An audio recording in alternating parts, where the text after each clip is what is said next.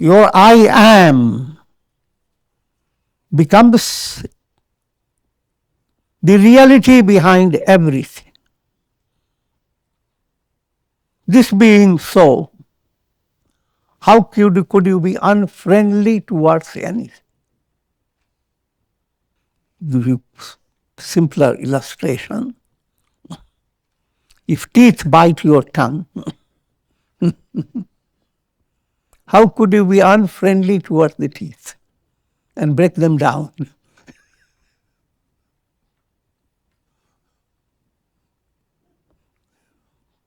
You love both the teeth and the tongue.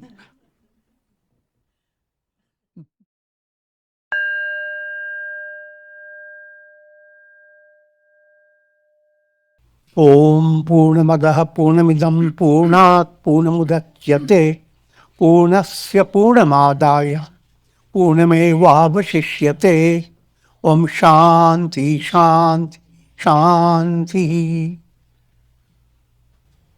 Om Brahmanandam Param Sukhadam Kevalam Gyan Murtim Dvandvatitam Gagan Sadrisham Tattvamasyaadi Lakshyam Ekam Nityam Vimalamachalam Sarvadhi Sakshi Bhutam Bhavatitam Trigunarahitam Sadgurum Tam Namami. Om. Adorations to Sadguru, who is Brahman, the giver of supreme bliss, embodiment of pure consciousness, one without a second, vast as the ether, infinite, eternal, beyond the three gunas and their modifications, the supreme preceptor. Yoga Vasistha Upasham Prakarana, section 13, and verse number 28 onwards. Insight is being given into the state of enlightenment. And the more you understand, better becomes your sadhana. Sadhana becomes much more alive, jagrat. These qualities, or these are the characteristic indications of enlightenment. So I will recite again those two verses. Nirashata, nirbhayata, nityata, samata, jnata, nirihata, nishkriyata, samyata, nirvikalpata, dhritir, maitri, matir, tushtir, mridita, mridubhasita, heyopadeya nirmukte, jneyatishthati, apavasanam. Nirashata, free of desires, free of expectations. I've already explained to you. This is a profounder state of experience. And it doesn't mean that you suddenly keep your mind free of all desires. In practical world, you have to see the difference between good desire and bad desire. Difference between sattvic and rajasic, tamasic. But ultimate goal is absolute desirelessness. The goal is to have a revelation of the truth. Truth is Brahman. Truth is your innermost self. Fearlessness. Body, mind, intellect, all are under the influence of fear. But the self in you is absolutely untouched. So that point has to enter deep in the heart. Think of sun reflecting in a jar. A reflected sun is subject to all types of fear. Every little thing, even a Even a little frog shakes it up. But the utter awareness, I am the sun, that awareness that's your goal. And that goal is untouched, absolutely fearless. Next one, nityata, sense of eternity. The sense of transience keeps the mind highly burdened with lots of worries and anxieties, with a big load. Sense of eternity, you are free of all loads. Equanimity, implying remaining balanced in all conditions, no matter how things happen. Clouds move, so many things are happening in the sky. The sky is practicing equanimity. It's not practicing it, I'm joking.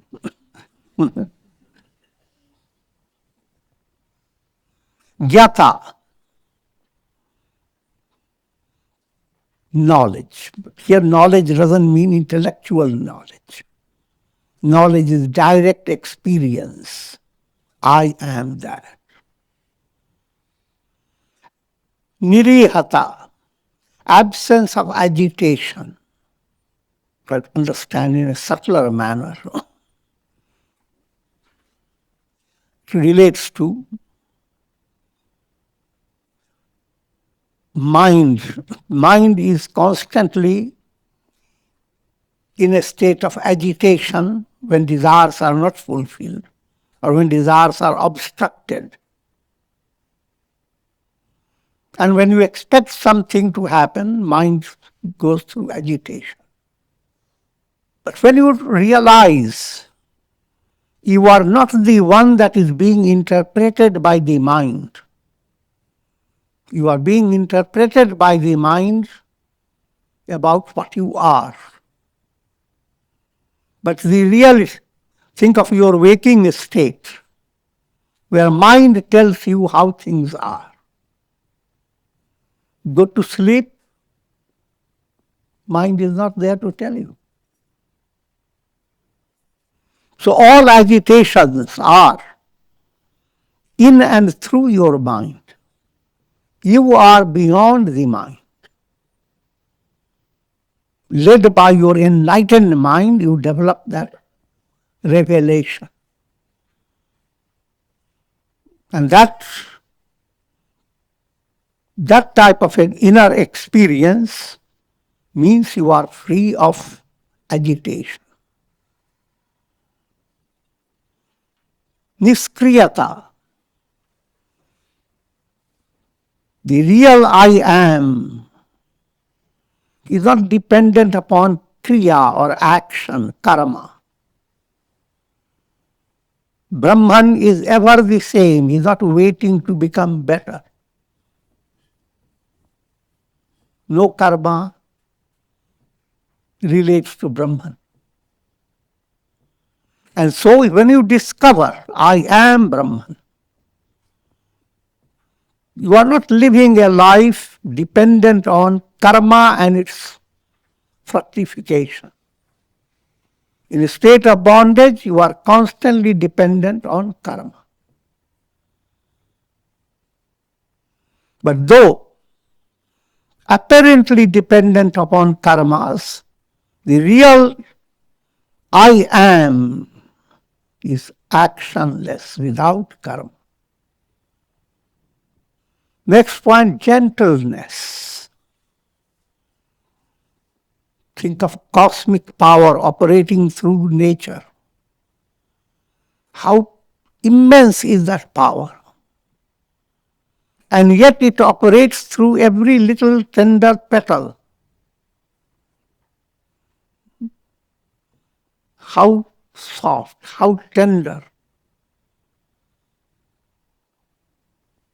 Simple way to understand, if you become really all powerful,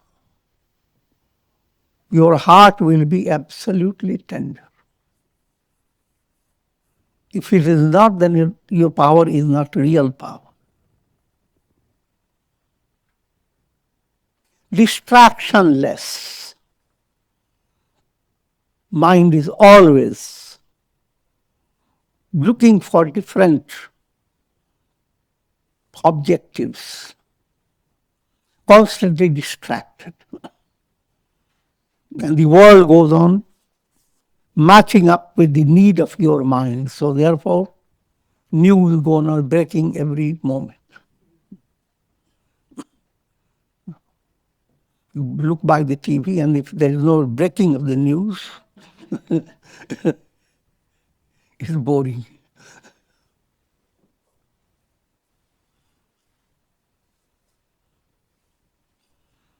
Through the mind, if you are dependent upon the mind, you are living in a world of constant breaking of news, constant distraction. In the state of enlightenment, you are not dependent upon the mind. The state of enlightenment is a revelation of the truth. Firmness. All things in this world are unstable, transient. But the self is unshaken. So as you develop that internal awareness, I am, that am I. And if you keep that goal before your view, it allows you to have patience during challenging situations.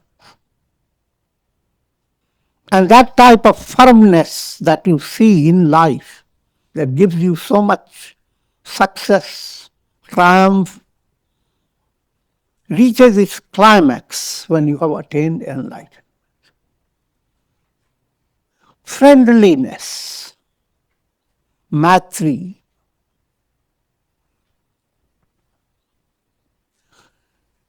Simple point to understand, the entire world is expression of the self. Ahame vedam sarvam. Your I am becomes the reality behind everything. This being so, how could you be unfriendly towards anything? Give you simpler illustration. If teeth bite your tongue, how could you be unfriendly towards the teeth and break them down?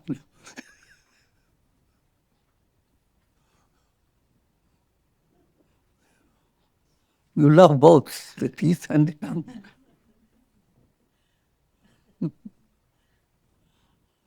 Understanding, mati. Mati is understanding. Enlightened state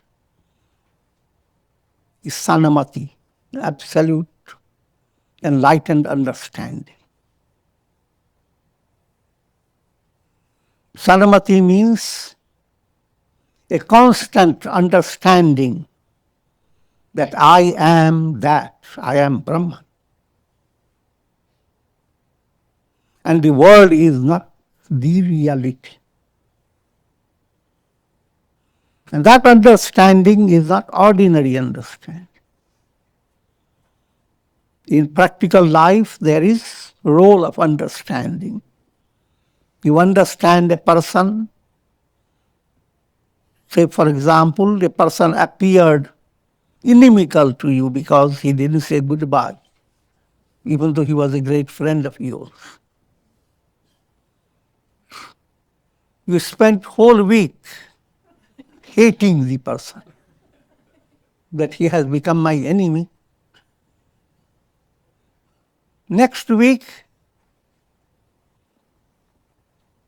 you discover that your friend was suffering from severe headache. So he couldn't lift even his eyes. And then all your misunderstanding and hatred that you had gathered in your mind, they simply slip away. Misunderstanding creates lots of problems. But when you look for where is misunderstanding and how does it look like, that goes beyond your grasp, eludes your grasp, because it has no reality. That's the predicament of the world, the disease of the world process. Base, root cause, misunderstanding. Right understanding, I am, that am I. Misunderstanding, I am this body. And so many relatives and friends are bodies.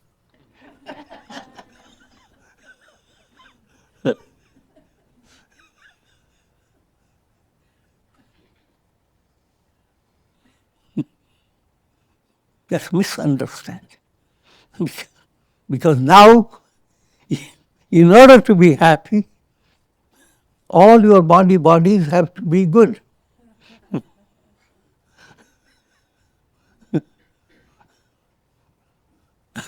and the world will not give you that sense of ideal perfection. Put it in another way, if your mind is becoming saintly mind, then instead of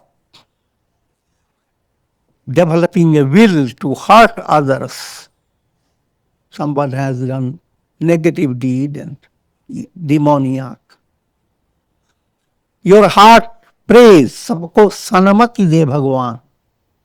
Oh God, give sanamati to that person. What does it imply? Make him Brahman.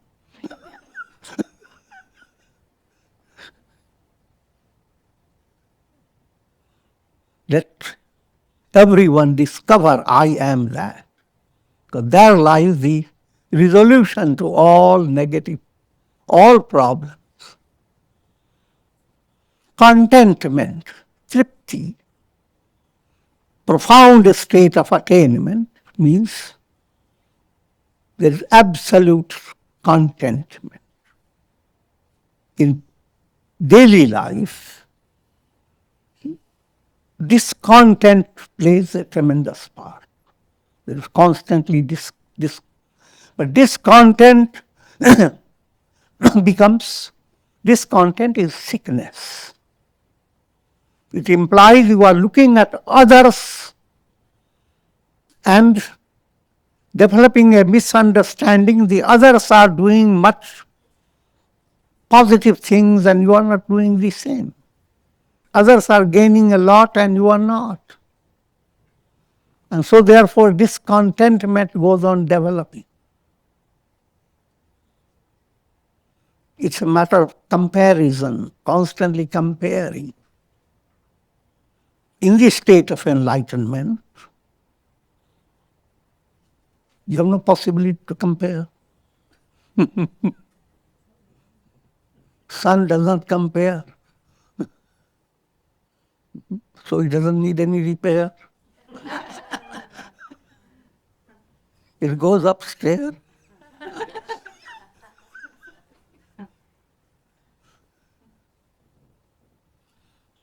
Nitya tripti. That's the great ideal goal before every individual. Absolute content.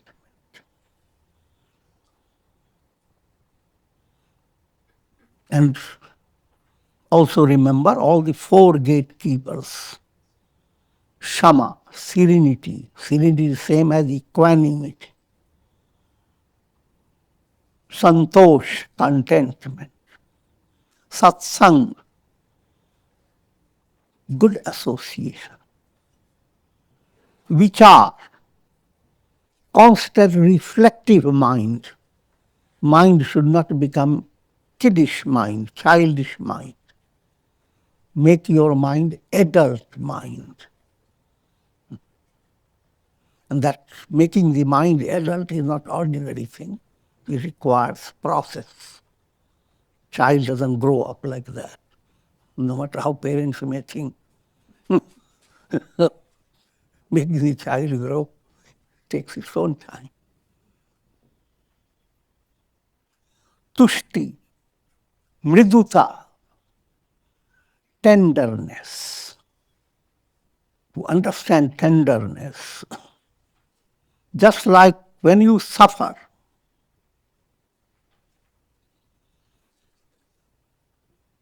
your attitude to that suffering is a tender attitude.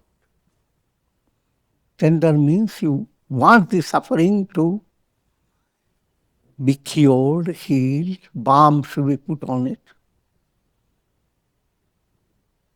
But that type of attitude is not there when you see others suffer. Bearer knows where the shoe pinches. Others have their shoes and they are pinching them also.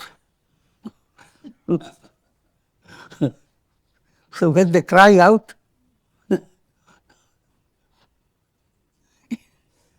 I'm giving crude illustration. You simply say, why? Why you have lost your cool?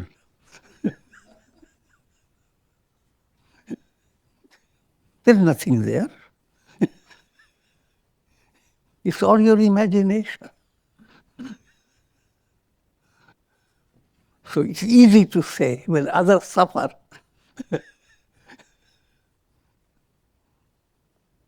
What I'm leading you to understand in artistic way,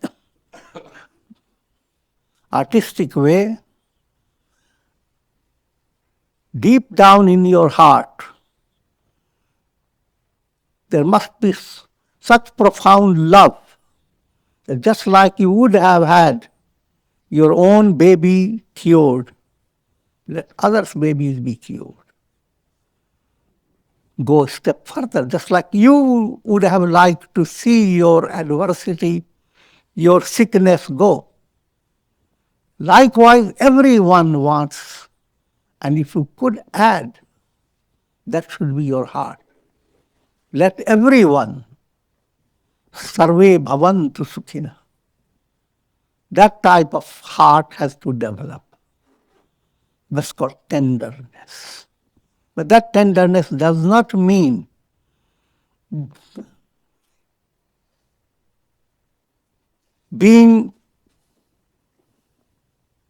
constantly being tender and becoming impractical in the world. So that's not the lesson.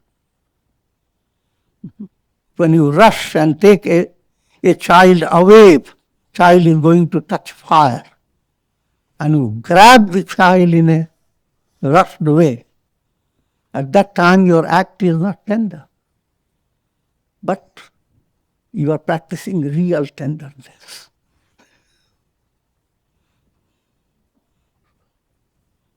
Doctors teach patience, surgical operations, and behind that there is tenderness.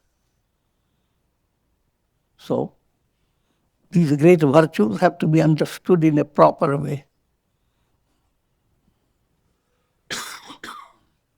Tender speech, the more spiritually progressive you are, greater will be your control over your speech. If you are not advancing, then you will find yourself again and again shocked and surprised by how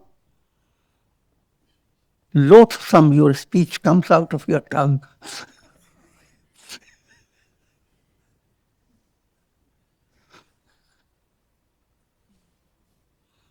The speech will come out and then you will regret. But that comes within your control, even in challenging situations. And that gives tremendous power to any person. Hiyopade nirmukte. Void of gain and loss. In practical world, you are always looking for gain and loss. Gain can be, of course, for the masses, gain is material. For a spiritual aspirant, gain is your spiritual progress. The more you are able to meditate, the more you are able to do your sadhana, the more you feel internally satisfied, and so forth. That's a gain.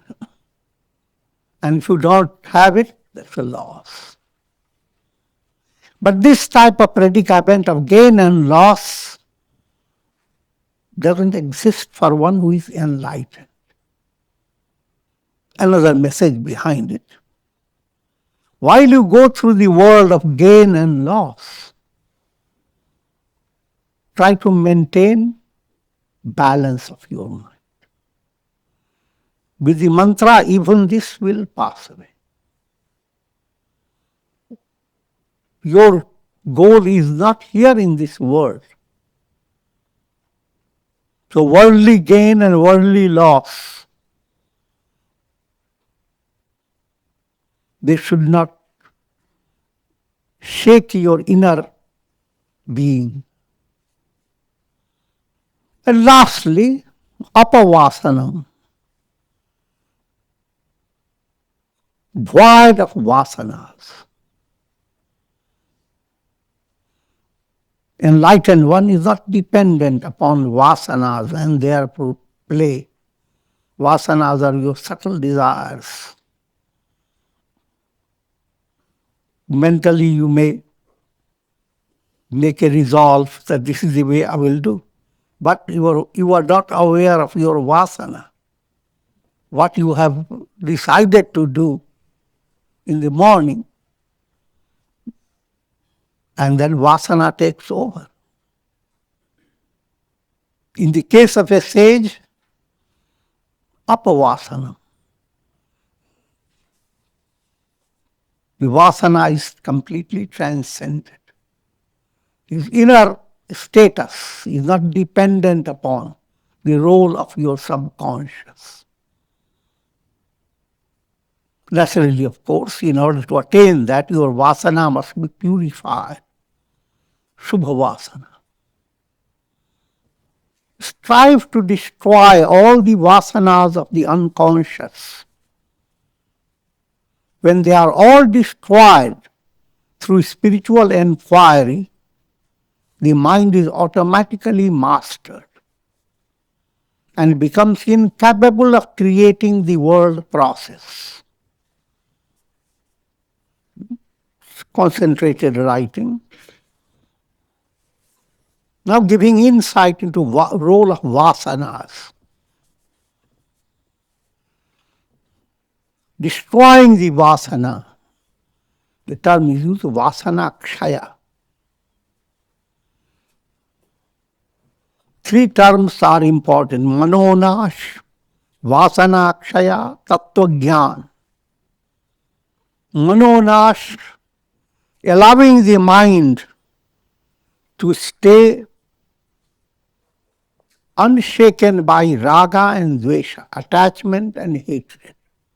When mind continues to pursue the path, unshaken by likes and dislikes, you are promoting manonash. And now, vasana kshaya. Vasanas, first to understand, samskaras are subtlest impressions. They exist in your unconscious. Samskaras are not your problem. Vasanas become your problem. But they come from your samskaras.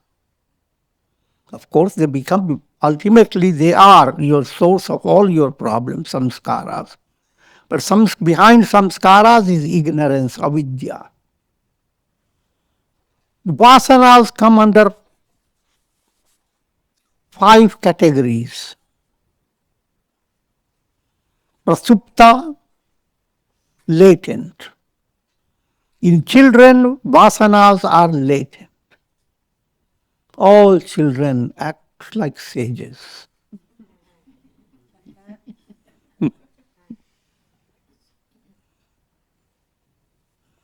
Because the vasana in them is sleeping.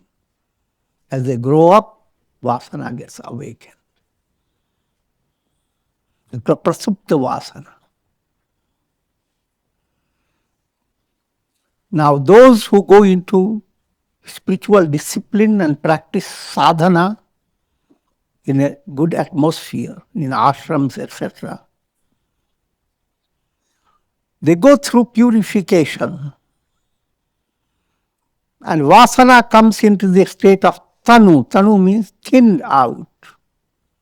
You have removed its calories. So it's becoming skinny.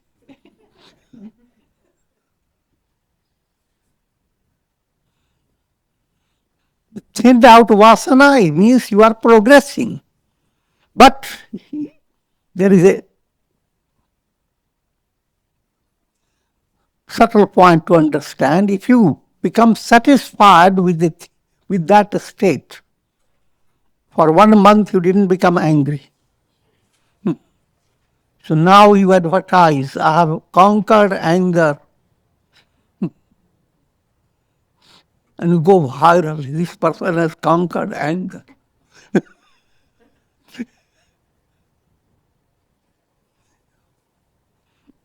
And that becomes, of course, you know where I'm leading to, just a shallow.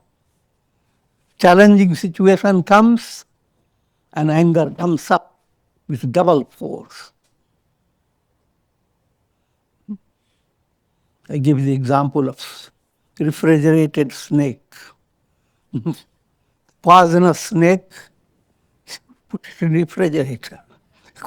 It becomes cold and it's harmless like a rope.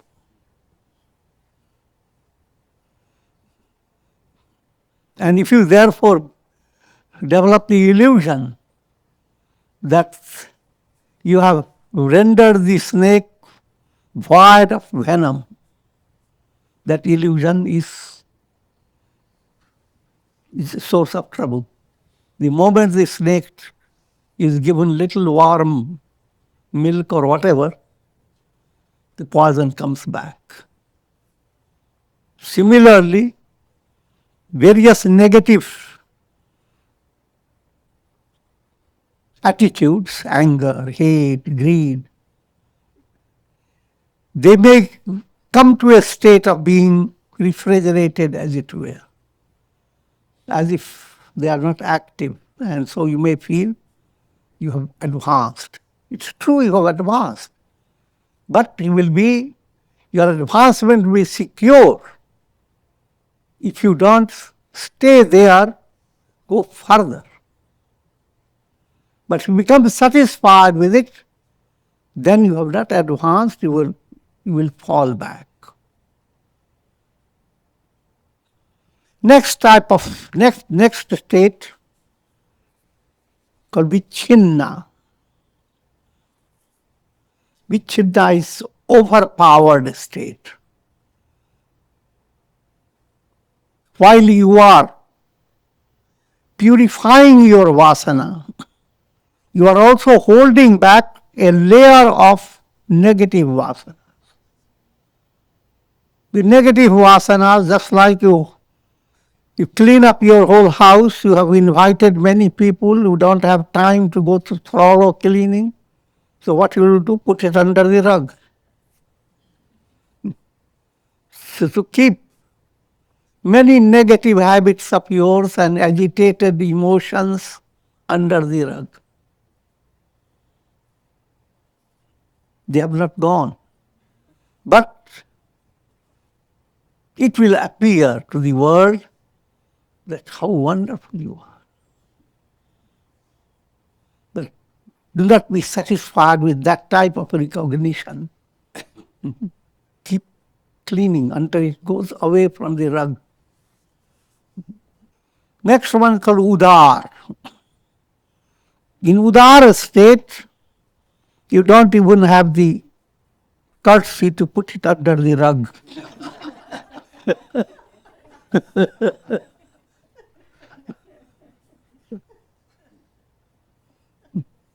You lose your temper completely. You have no control over your own self. But at the same time, you don't feel bad about it. You feel glad about it.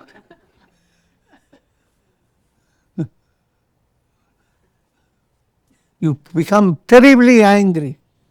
And someone points, have you not read anger is bad for you? He says, you foolish dullwit.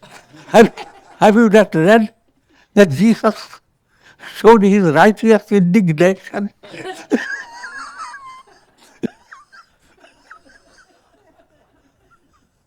I'm practicing righteous indignation.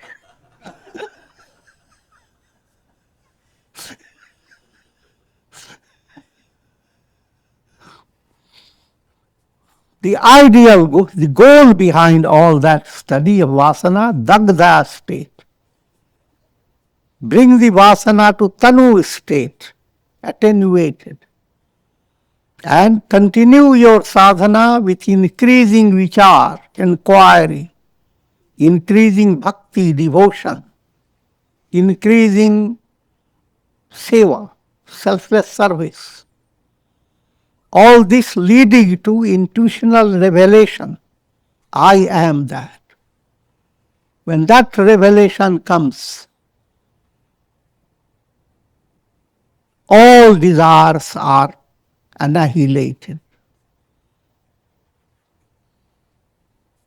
from the very subconscious and unconscious level.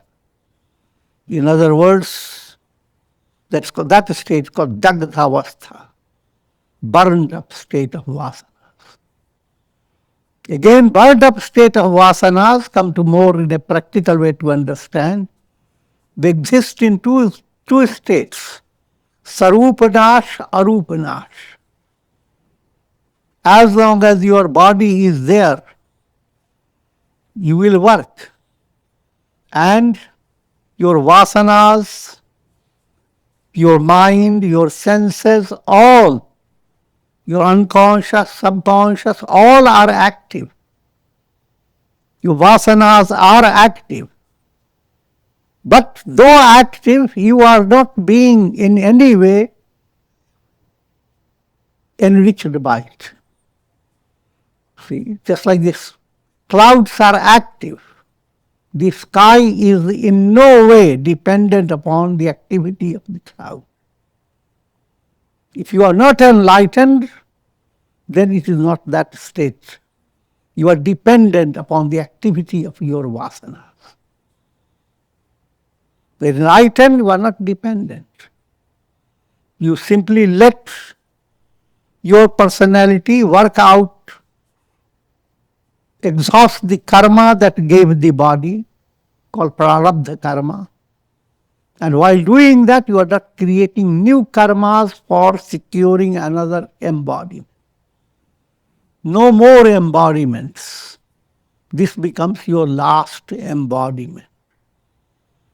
And in that state, your vasana is sarupanash. It is there, but at the same time, it is not there.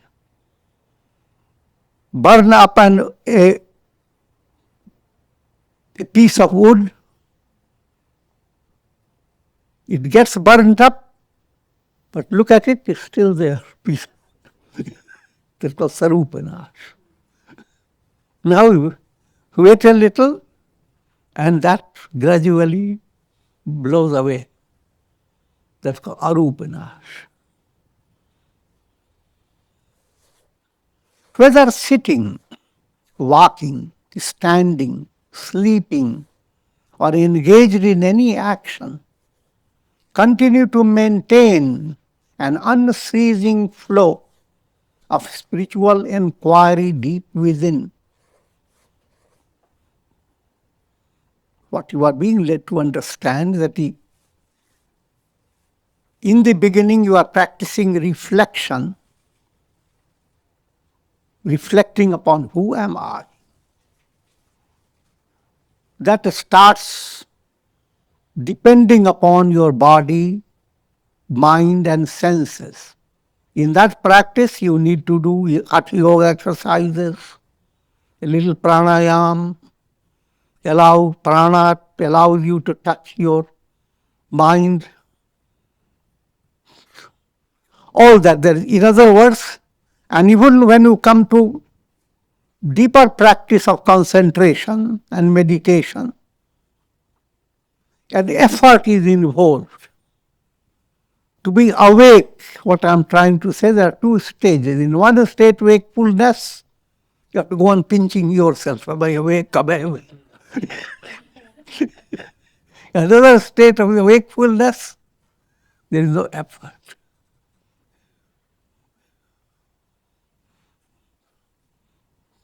It's effortlessness.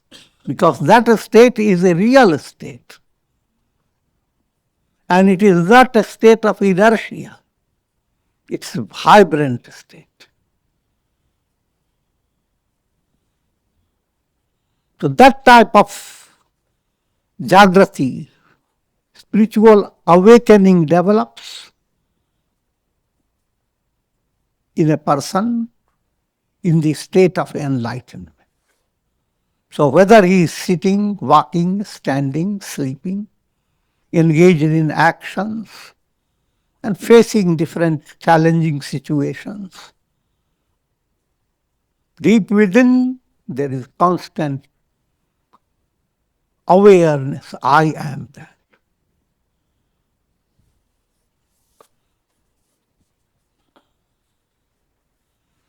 To put it in a very simple way to understand, the sun is always shining. Never stops shining.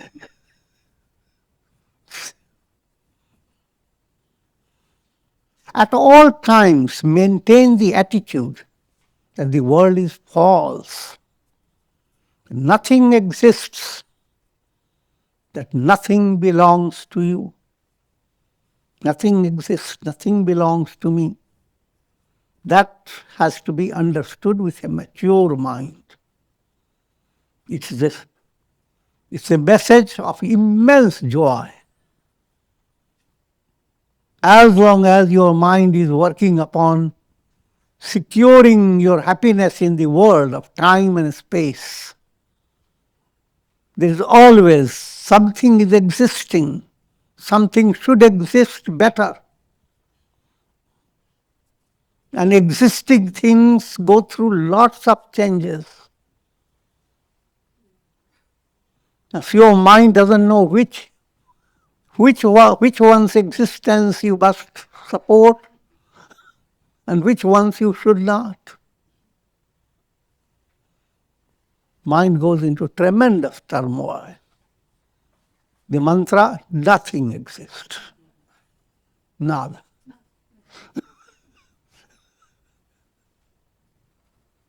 Seems like a big thing to understand.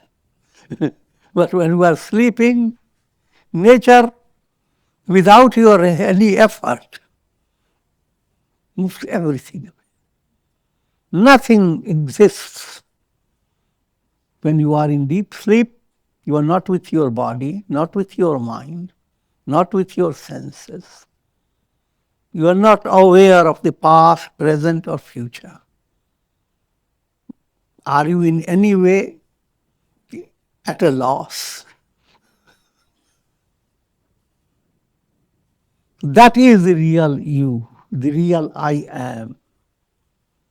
How to allow your personality to grow with that type of inner understanding. The more you understand, the more you begin to change your karmas. Karmas become much more sattvic and they become nishkamya.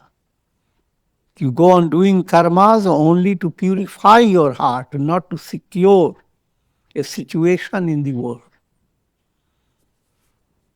The mind is non-existent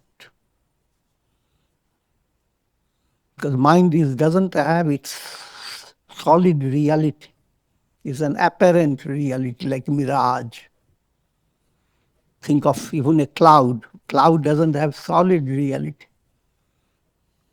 It's moisture coming together, creating an appearance of a substance. You call it cloud. And when that moisture moves away, rays of the sun pass through it, unclouds. Cloud is gone. Mind operates in the same way. It goes on creating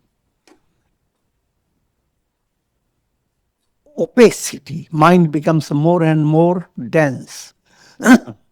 But when vichar brings the light to pass through the cloud, I am that. If that type of bhakti and jnana begin to work upon the cloud of your mind, now the cloud in the beginning tries to push them back. But as your sadhana continues, a leakage comes in the cloud. Once a leakage comes, and you find time and a special type of taste in satsanga, in practicing sadhana, once that starts, now the same cloud, the same mind becomes fascinated by that experience. Even though as the light begins to pass through the cloud is diminishing. But cloud doesn't care. It begins to shine brighter and brighter. In brief, that process brings about effacement of the mind. Mind again comes into those two types, sarupanash, arupanash. Mind is there but is not creating any illusion. And finally, when karma over, that your soul will not come back with mind.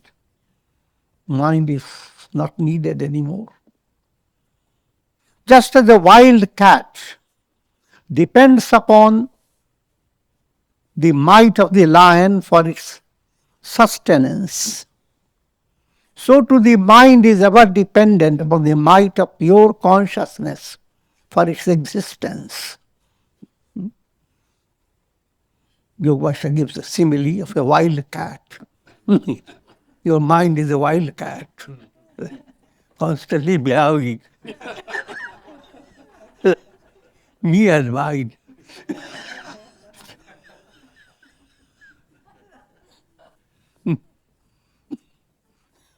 But all its strength comes from consciousness. Consciousness, chit. Chit turns into chitta. When chit becomes involved with mental projection, that's what, whenever we are using the term mind, that's what we mean. Chit blended with projections of Maya. That projected reality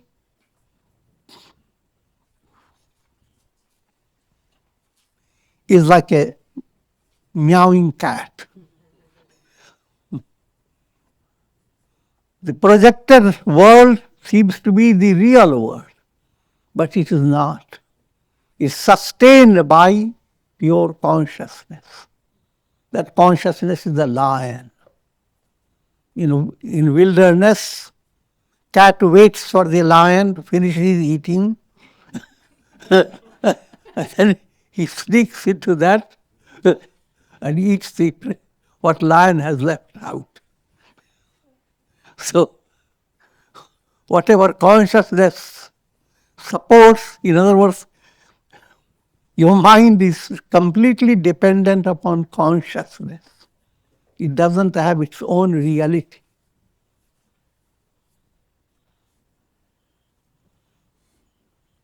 And with this I will conclude. Om Purnamadaha Purnamidam Purnat Purnamudachyate Purnasya Purnamadaya Purnamevavashishyate Om Shanti Shanti Shanti.